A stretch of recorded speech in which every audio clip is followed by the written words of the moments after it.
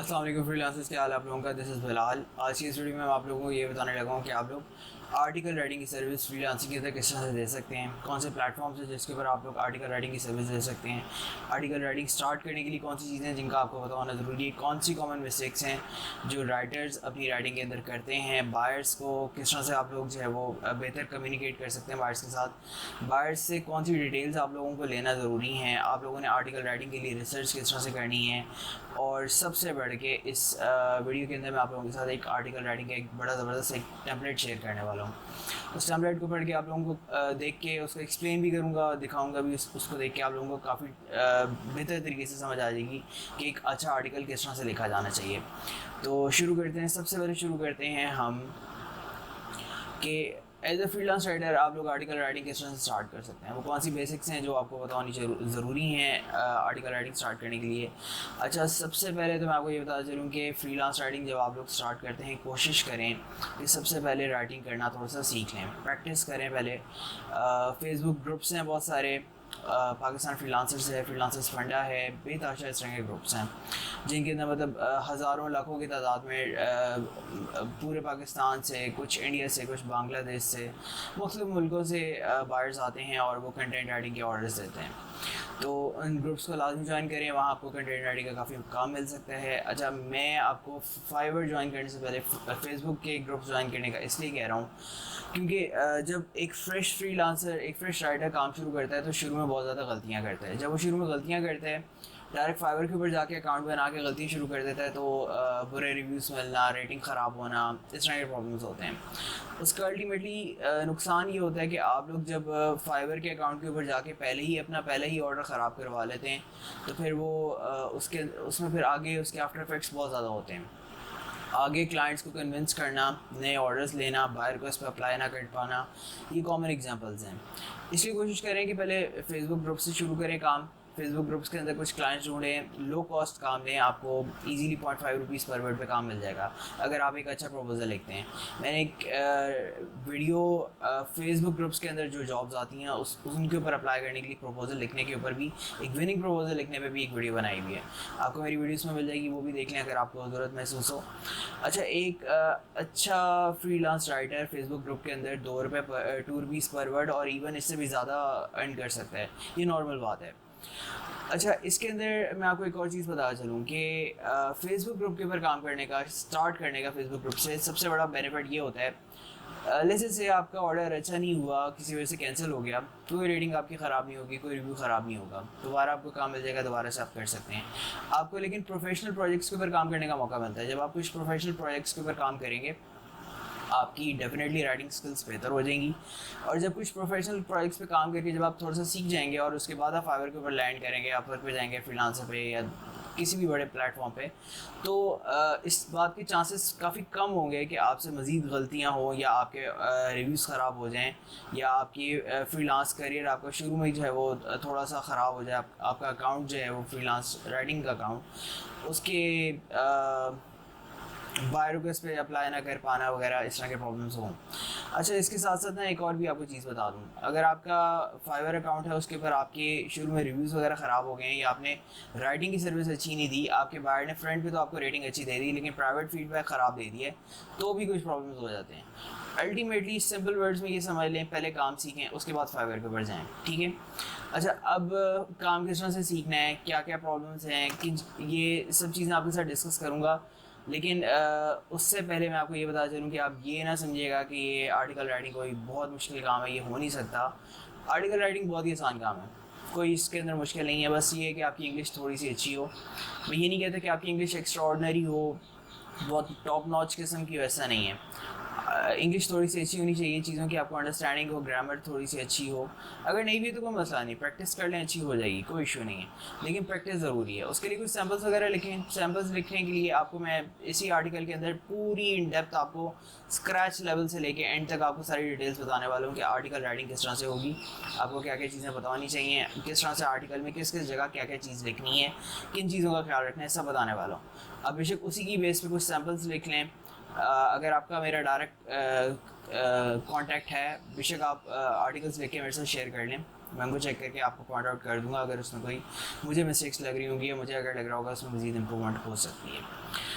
अच्छा, सबसे पहले इस बात पे आते हैं कि आर्टिकल लिखने के लिए आपको क्या क्या पता होना चाहिए। देखिए, आर्टिकल लिखने के लिए ना बेतहाशा चीज़ें हैं जो आपको पता होनी चाहिए। फॉर एग्जांपल, आपको ये पता होना चाहिए कि आपके कीवर्ड्स क्या हैं जिन पे आप काम करने वाले हैं, आपका टॉपिक क्या है, टाइटल क्या है, आपका वर्ड काउंट कितना होगा। इसके अलावा कुछ छोटी मोटी और डिटेल्स होती हैं, ये सब आपसे डिस्कस करूँगा। लेकिन इन सबसे बढ़ के जो सबसे इम्पोर्टेंट फैक्टर होता है जिसको अक्सर writers, specially new writers, ignore कर देते हैं, वो होता है क्लाइंट का ऑब्जेक्टिव। अगर आपको ये पता है ना कि क्लाइंट का ऑब्जेक्टिव क्या है, क्लाइंट आपसे आर्टिकल लिखवा रहा है लेकिन किस मकसद के लिए लिखवा रहा है, तो आपकी आधी प्रॉब्लम्स यहाँ सॉल्व हो गई हैं। आपको अगर यही नहीं पता कि आपका क्लाइंट आपसे आर्टिकल तो लिखवा रहा है, इसका मकसद क्या है, ये क्या चाह रहा है इन आर्टिकल के साथ करना, तो आप हो सकता है कि कुछ और लिख दें, क्लाइंट कुछ और चाह रहा हो। इस चीज़ को सबसे पहले समझें। फॉर एग्ज़ाम्पल, मैं इसकी आपको एक एग्जांपल दूंगा कि फ़र्ज़ कर लें कि आपका क्लाइंट ये चाहता था आपसे वो जो आर्टिकल लिखवा रहा है उस आर्टिकल्स के ज़रिए रीडर्स को कन्विंस करे किसी प्रोडक्ट को बाय करने के लिए और वो सेल्स जनरेट करे। लेकिन आपने क्लाइंट से उसका ऑब्जेक्टिव पूछा ही नहीं, आपने एक आर्टिकल ऐसा लिख दिया जो इन्फॉर्मेटिव था लेकिन उसके अंदर एक कन्विंसिंग टोन नहीं थी, वो सेल्स जनरेशन के लिए नहीं डिज़ाइन हुआ था। अब क्या वो आर्टिकल उसके ऑब्जेक्टिव को पूरा करेगा? नहीं करेगा। क्लाइंट को पसंद नहीं आएगा, शायद क्लाइंट आपको दोबारा ऑर्डर नहीं देगा। अब यहाँ आप ये सोच रहे होंगे कि ये तो क्लाइंट की जिम्मेदारी थी, उसने ऑब्जेक्टिव बताना था, उसने बताना था कि वो इस आर्टिकल के साथ क्या अचीव करना चाह रहा है। ऐसा नहीं है। देखिए, इस चीज़ को समझें। डॉक्टर के पास मरीज़ जाता है ना, मरीज़ जाके प्रॉब्लम बताता है, सिर्फ मरीज़ को ये नहीं पता होता उसने एग्जैक्टली क्या बताना है डॉक्टर को। डॉक्टर उसको पूछता है, अच्छा ये तो नहीं है, वो तो नहीं है, ऐसे तो नहीं है, एट्सेट्रा, फिर मरीज़ उसको जवाब देता है। आपने भी इसी तरह ही करना है। आपने एक्सपेक्ट नहीं करना कि क्लाइंट आपको हर बात बताएगा। आपको जिधर कंफ्यूजन है, जो चीज़ें आपको लगता है कि आपको पता होनी चाहिए, आपने खुद पूछनी है क्लाइंट से। समटाइम्स क्लाइंट्स खुद बताते हैं, बहुत अच्छे क्लाइंट्स होते हैं, उनका बड़ा ज़बरदस्त कम्युनिकेशन होता है, लेकिन कुछ क्लाइंट्स होते हैं वो इतना ज़्यादा कम्युनिकेट नहीं करते। आपको चीज़ें पूछनी पड़ती हैं, क्लाइंट से पूछें, उस चीज़ को समझें। जब आपको ये समझ आ जाएगी ना आपका क्लाइंट क्या अचीव करना चाह रहा है, उस टोन के अंदर जब आप लिखेंगे तो डेफिनेटली वो क्लाइंट की मर्ज़ी के मुताबिक भी होगा। अच्छा, इस चीज़ को हमने डिस्कस कर लिया थोड़ा सा कि एक तो क्लाइंट का ऑब्जेक्टिव जानना बड़ा ज़रूरी है। उसके अलावा और क्या चीज़ है?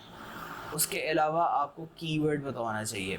ठीक है, होता क्या है कि क्लाइंट्स अक्सर आते हैं, या तो वो टाइटल डायरेक्ट दे देते हैं या वो कीवर्ड देते हैं। अब कीवर्ड और टाइटल में थोड़ा सा फ़र्क है, इस चीज़ को भी समझ लें थोड़ा सा। सॉरी, जो कीवर्ड होता है वो ये समझ लें कि वो एक वर्ड हो सकता है, दो वर्ड हो सकते हैं, तीन वर्ड हो सकते हैं। फॉर एग्ज़ाम्पल, मैं आपको इसमें जो एक एग्ज़ाम्पल दूंगा, एक कीवर्ड समझ लें, किल कोविड-19 वायरस। ठीक है, कोविड-19 यानी कोरोना वायरस, किल कोविड-19 वायरस, ये तीन वर्ड्स का कीवर्ड है। ठीक है, अब कीवर्ड हो सकता है कि सेम कीवर्ड भी सेम हो, टाइटल भी सेम हो आपके आर्टिकल का। ये भी हो सकता है कि टाइटल डिफरेंट हो, कीवर्ड्स जो है ना वो डिफरेंट हो। समटाइम क्या होता है, क्लाइंट कहता है कि जी कोविड-19 वायरस ये कीवर्ड है आपका, इसके ऊपर आपने आर्टिकल लिखना है। वो आपको इससे ज़्यादा कोई डिटेल नहीं बताता, हाँ साथ ये कहते हैं 600 वर्ड्स लिख दो, 1200 वर्ड्स लिख दो। अब आपको कैसे पता चलेगा इसका टाइटल क्या होगा? इसका अब अगर आपको क्लाइंट सिर्फ कीवर्ड दे रहा है, इसका मतलब ये टाइटल आपने खुद चूज़ करना है। ठीक है, आप उस कीवर्ड से रिलेटेड टाइटल चूज़ करेंगे जो बहुत रेलेवेंट होगा, लेकिन टाइटल आपकी मर्ज़ी है, आप टाइटल कुछ भी कर सकते हैं। फॉर एग्ज़ाम्पल, हो सकता है कि आप टाइटल कर दें ozone gas a possible solution of कोविड-19। ठीक है, ये भी हो सकता है आप कर दें कैन ओजोन गैस किल कोविड-19 वायरस। अब ये दोनों जो टाइटल्स हैं ना, ये उस कीवर्ड से रिलेटेड हैं। ठीक है, लेकिन दोनों टाइटल्स के अंदर कीवर्ड नहीं आ रहा। एक में आ रहा है, एक जो मैंने आपको बताया कैन ओजोन गैस किल कोविड-19 वायरस, इसके अंदर कीवर्ड आ रहा है।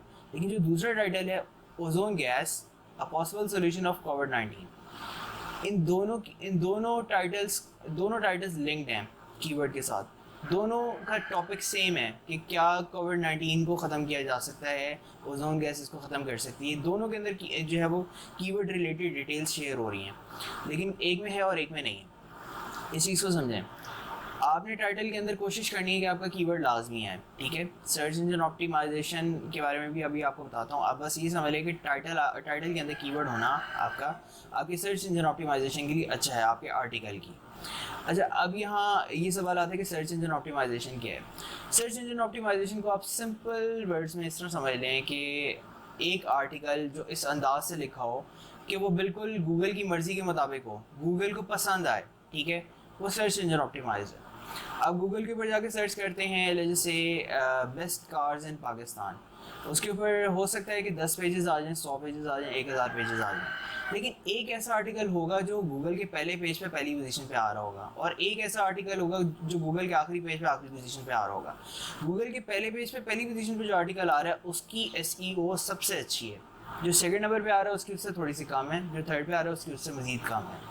गूगल की सर्च इंजन ऑप्टिमाइजेशन बहुत सारे फैक्टर्स पर डिपेंड करती है। जब आर्टिकल राइटिंग के अंदर बात करते हैं, कीवर्ड आपका बड़ा इंपॉर्टेंट फैक्टर होता है। आपका कीवर्ड आपके टाइटल के अंदर यूज़ हुआ, आपके पूरे आर्टिकल के अंदर 1 दफ़ा 2 दफ़ा 3 दफ़ा, इससे ज़्यादा कोशिश करें इससे ज़्यादा यूज़ ना हुआ।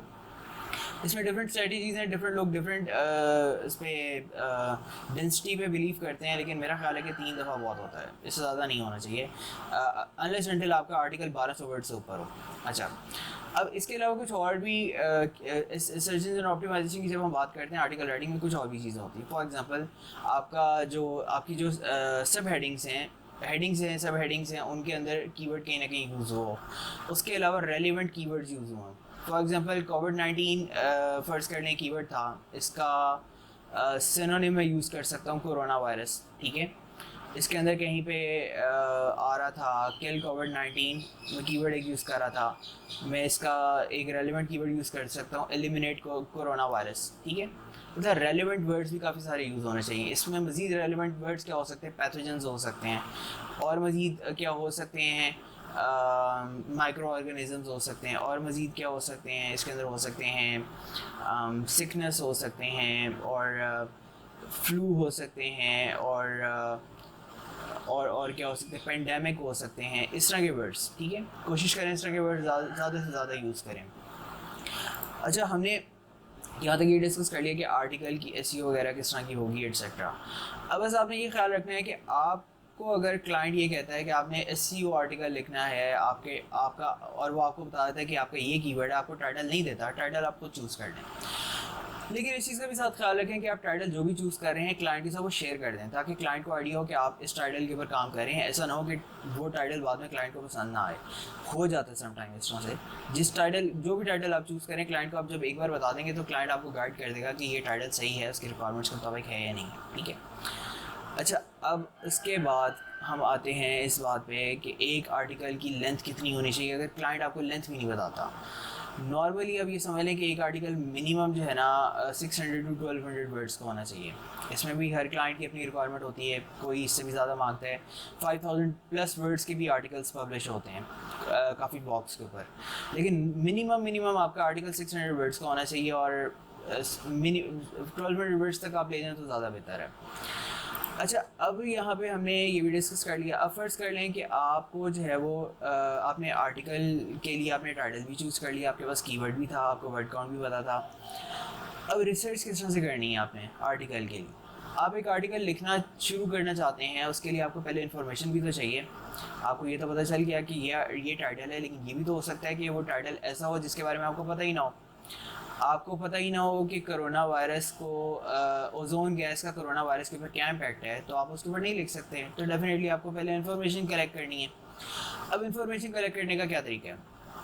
इसका सबसे बेहतर तरीका ये है, आप गूगल पे जाएं, जो भी कीवर्ड क्लाइंट ने आपको दिया है या अगर टाइटल दिया है उसको सर्च करें गूगल के ऊपर। गूगल के पहले पेज के ऊपर जो भी रिजल्ट्स आ रहे हैं, जो भी आर्टिकल्स आ रहे हैं, उनको स्टडी करें। 5-6 आर्टिकल्स नॉर्मली पढ़ के आइडिया हो जाता है उस टॉपिक के बारे में।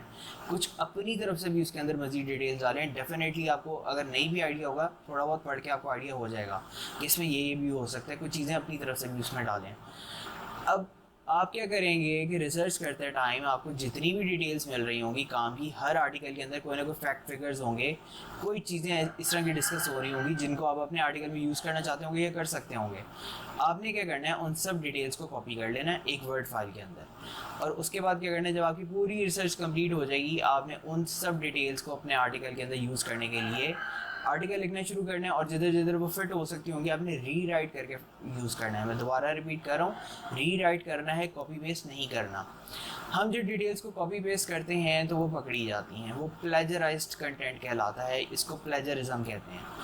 प्लेजरिज्म कंटेंट कहीं भी एक्सेप्टेबल नहीं होता, किसी क्लाइंट के लिए एक्सेप्टेबल नहीं होता और ये क्लाइंट के लिए बेकार होता है।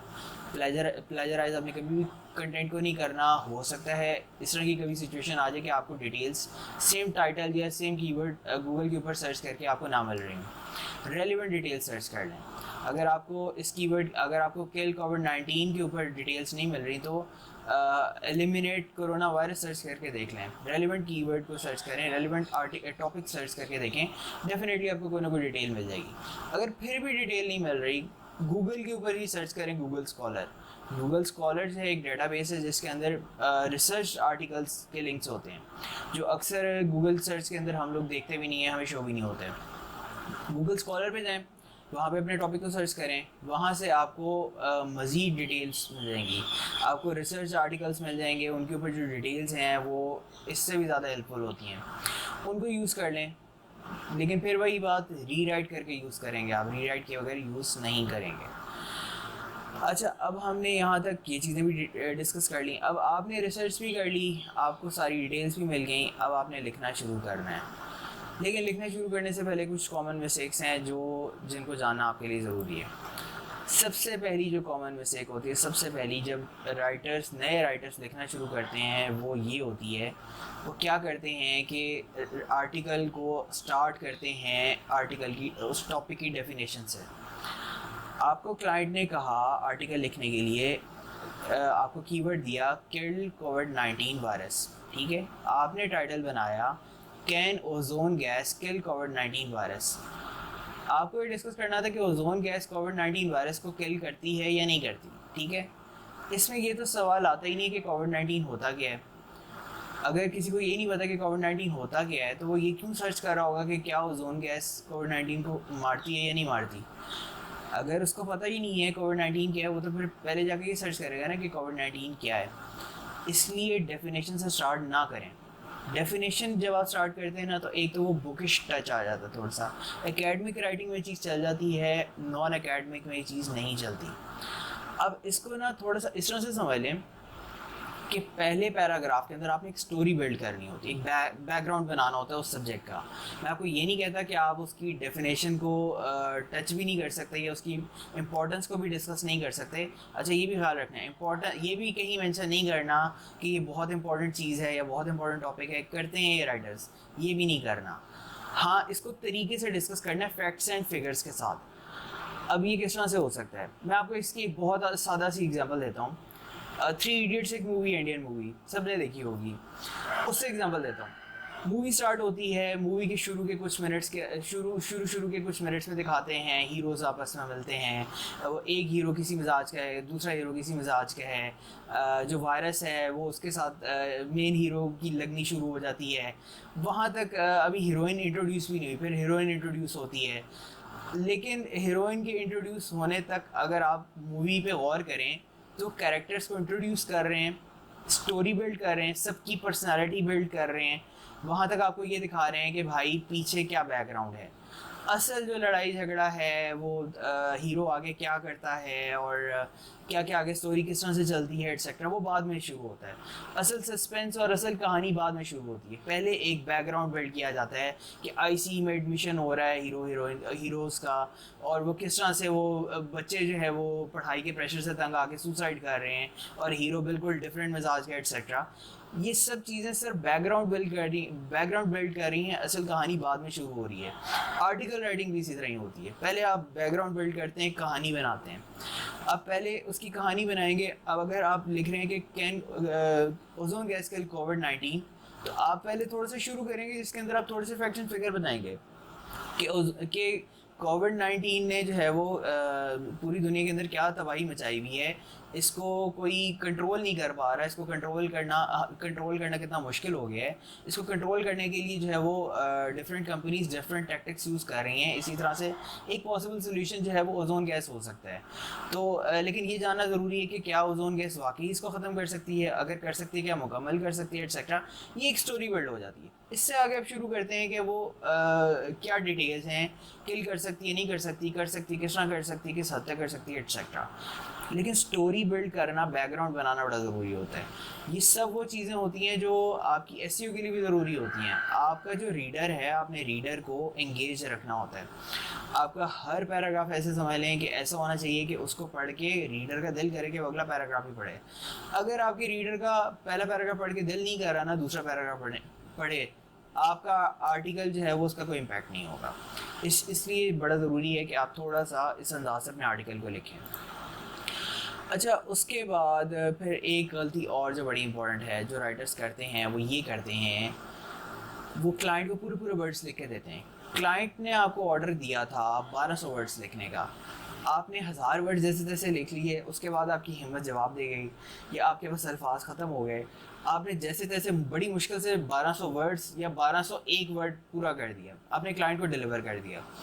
टेक्निकली क्लाइंट ने 1200 वर्ड्स कहे थे, आपने 1200 वर्ड्स डिलीवर तो कर दिए, लेकिन इस चीज़ को समझें कि क्लाइंट के ऊपर इसका बहुत बुरा इंप्रेशन पड़ता है। उसकी मैं क्योंकि एक एज ए क्लाइंट आपसे बात कर रहा हूँ, एज ए क्लाइंट आपको एक्सपीरियंस बता रहा हूँ, उसकी सबसे बड़ी वजह ये होती है जब आप पूरे पूरे वर्ड सबमिट करते हैं ना, क्लाइंट को वही समझ आ जाती है कि ये बंदा, इसने इंटरेस्ट लेके काम नहीं किया, इसने सर से उतारा है।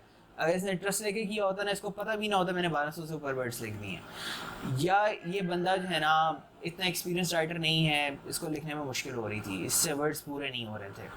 ये दो सिचुएशंस होती हैं। इन बोथ केसेस क्लाइंट का जो है ना, क्लाइंट पे आपका इंप्रेशन ख़राब हो गया। हमेशा क्लाइंट को थोड़ा सा एक्स्ट्रा कंटेंट दे दें, कोई फ़र्क नहीं पड़ेगा 1200 वर्ड्स के ऊपर आप अगर 100 वर्ड्स एक्स्ट्रा दे देंगे, लेकिन उससे क्लाइंट के ऊपर अच्छा इम्पैक्ट पड़ेगा। जब क्लाइंट आर्टिकल खोलते हैं ना, सबसे पहली जो चीज़ वो चेक करता है, वो हल्की सी नज़र मार रहा होता है, स्किम कर रहा होता है, लेकिन वो नीचे जाके लाजमी देखता है कि इसमें नंबर ऑफ़ वर्ड्स कितने हैं। जब उसको नज़र आता है ना कि नंबर ऑफ़ वर्ड्स 1201 हैं, उसका पहले इंप्रेशन ख़राब हो जाता है। अब जब वो पढ़ना शुरू करेगा ना, उसके दिमाग में बात रहेगी कि यार पता नहीं इसने ऐसी ना बस जान छुड़वाने के लिए लिखा होगा। लेकिन जब उसमें एक्स्ट्रा वर्ड्स होते हैं ना, उसको एक इनिशियल तसल्ली हो जाती है कि अच्छा नहीं यार, ये इसने ना सही लिखा होगा। तो इसलिए कोशिश करें एक्स्ट्रा कंटेंट लाजमी दें, थोड़ा सा दे दें, चाहे एक्स्ट्रा लाजमी दें, थोड़ा सा एक्स्ट्रा लाजमी लिखें हमेशा। फिर इन सबसे बढ़ के भी ये गलती होती है जो अक्सर नए राइटर्स, नए सो कॉल्ड राइटर्स करते हैं, मैं उनको राइटर नहीं कहूँगा, सो कॉल्ड राइटर्स कहूँगा। वो क्या करते हैं, क्लाइंट ने उनको टॉपिक दिया, वो उस टॉपिक को नेट पे सर्च करते हैं, अपनी तरफ से बहुत चालाक बनते हैं, एक आर्टिकल डाउनलोड करते हैं और क्लाइंट को डिलीवर कर देते हैं। वो समझते हैं क्लाइंट को पता नहीं चलेगा और जो है ना उनका ऑर्डर कंप्लीट हो जाएगा। ऐसे नहीं होता।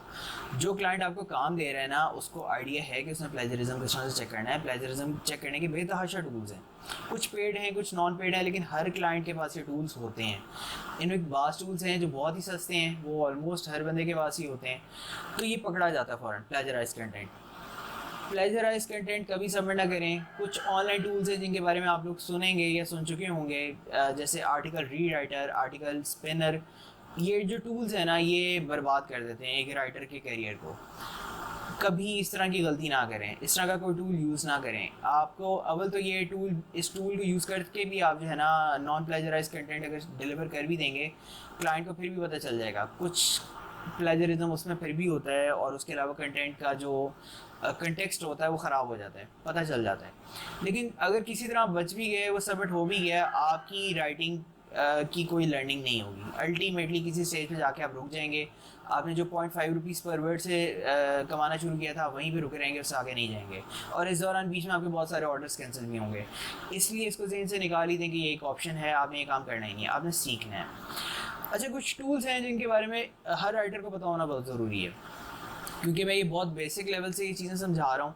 आई एम एक्सपेक्टिंग कि आप में से बहुत सारे बच्चों को शायद इस बारे में नहीं पता होगा, पता होगा तो शायद बहुत डिटेल में नहीं पता होगा। मैं बेसिक्स बता रहा हूँ जो आपको पता होनी ज़रूरी है।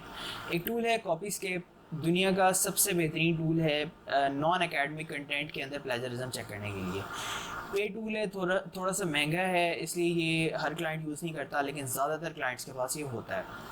उसके बाद आता है टर्निटिन। टर्निटिन भी इस तरह दुनिया के सबसे बेहतरीन टूल्स में से। ये एकेडमिक कंटेंट के अंदर प्लेजरिज्म चेक करने के लिए यूज़ होता है, और ये वैसे तो फॉर सेल नहीं होता वेबसाइट के ऊपर, लेकिन वो जो टर्निटिन जो कंपनी है, वो हर यूनिवर्सिटी को वैसे प्रोवाइड करती है। उनसे पेमेंट लेती है नहीं लेती है मुझे भी नहीं पता, आई थिंक पेमेंट लेती है। खैर, अब जो यूनिवर्सिटीज़ को टर्निटिन के अकाउंट्स मिलते हैं, वो आगे फ्री अकाउंट्स स्टूडेंट्स के बना सकती है और उनको प्रोवाइड कर सकती है। कुछ यूनिवर्सिटियाँ देती हैं, कुछ नहीं देती। एनीवेज, होता क्या है कि यूनिवर्सिटीज़ के एडमिनिस्ट्रेशन से या कुछ टीचर्स होते हैं वो लोग कुछ अकाउंट्स वगैरह बना के आगे सेल कर देते हैं। वैसे इलीगल है, अनएथिकल है, लेकिन बहरहाल ये सेल भी होते हैं और परचेज भी होते हैं। अब होता है कि टर्निटिन वैसे क्योंकि अब सॉर्ट ऑफ पेड हो गया, ये बहुत ज़्यादा एक्सपेंसिव नहीं है।